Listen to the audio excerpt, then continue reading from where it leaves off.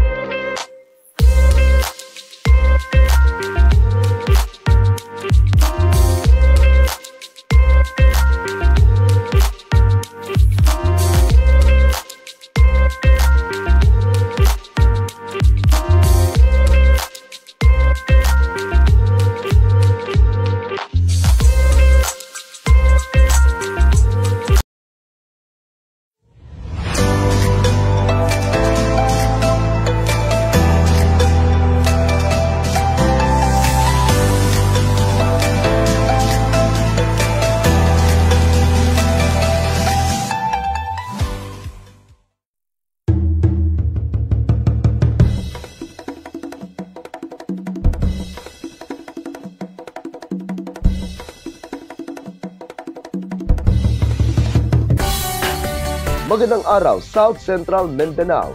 Narito na ang mga pangunahing balita sa Soxurgen Headliners ngayong Nobyembre 1, taon 2024.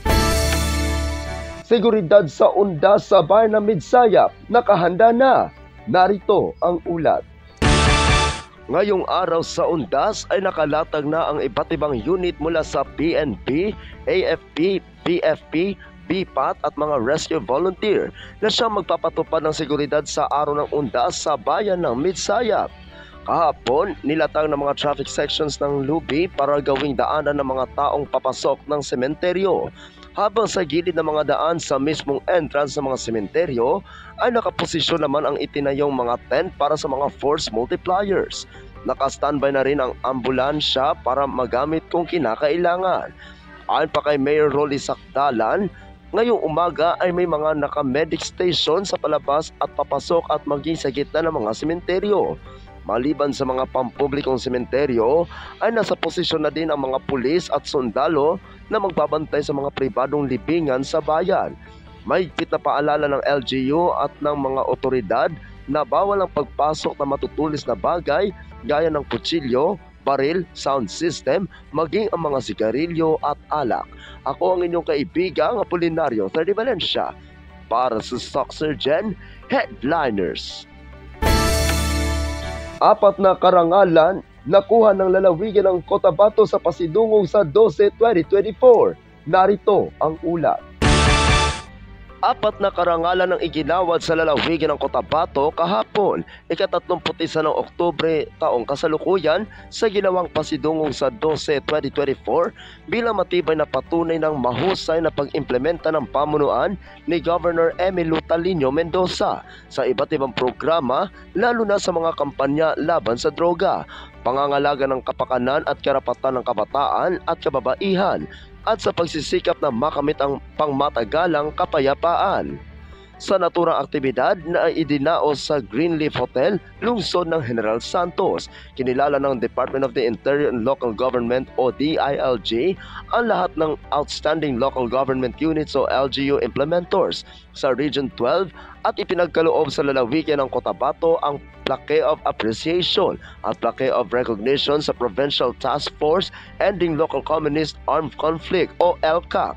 Highly functional o 99% level of functionality ng Local Committee on Anti-Trafficking and Violence Against Women and Their Children o LCAT-FOCI covering calendar year 2023 at Plaque of Recognition para sa nakuhang ideal na 82.83% level of functionality ng Local Council for the Protection of Children o LCPC. Nakuha rin ng PLGU ang Drug-Free Workplace o DFW Certificate na may 102/105 rating dahil matagumpay nitong nakamit ang requirements of DFW SEAL Certification Program. Ako ang inyong kaibigang Apolinario Thirdy Valencia para sa Soxurgen Headliners. Para sa uling balita, City Civil Registry ng lungsod ng Tacurong may paalala sa undas. Narito ang ulat. Gugunitain ngayong araw ang pag-aalala sa mga yumao na kung saan ang City Civil Registry ay may paalala sa ngayong undas. Ang pagbabayad ng tomb rental ay sa tanggapan na ng City Civil Registry at hindi na sa sementeryo. Simula ika-4 ng Nobyembre, maaari nang bayaran ang rental fees. Mahigpit na ipinagbabawal ang pagdadala ng mga matatalim na bagay, alak at pagsusugal sa loob ng sementeryo. Panatilihin ang maayos at ligtas na kapaligiran para sa lahat. Ang oras ng pagbisita, bukas ang sementeryo hanggang ika-9 lamang ng gabi. Mangyaring sundin ang itinakdang oras ng pagbisita. Paglibing sa araw ng undas ay dapat iwasan ang matinding trapiko. Inihikayat ang lahat na namatayan na iwasan ang paglibing ngayong araw, unang araw ng Nobyembre. Nagpasalamat naman ang lokal na pamahalaan ng Tacurong sa pakikiisa at pag-unawa. Ako ang inyong kaibigang Apolinario Di Valencia para sa Sock Surgeon Headliners.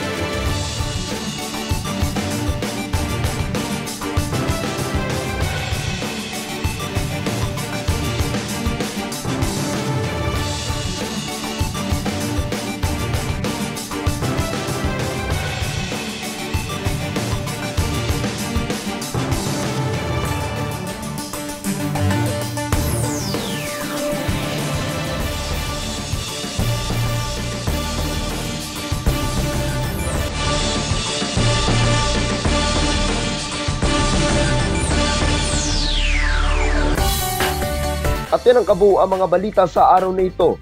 Mga balitang kailangan ninyong malaman, balitang walang kinakampihan, balitang totoo, balitang may dalang aral at inspirasyon. Ito ang Sock Surgeon Headliners. Hanggang bukas, maraming salamat at magandang araw, kaibigan.